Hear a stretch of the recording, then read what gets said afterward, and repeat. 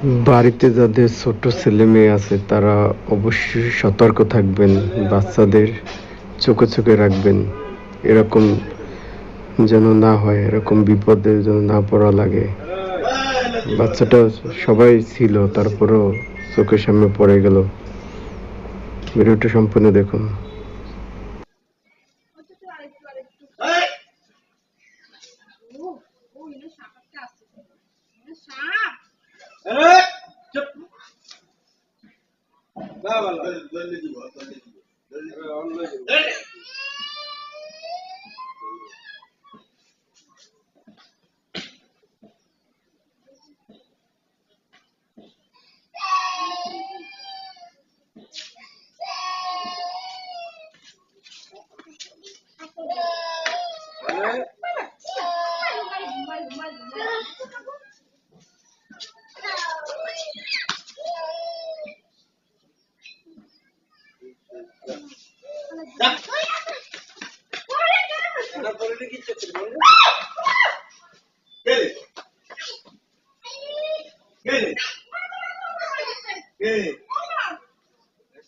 বাবা ডাক দিছে।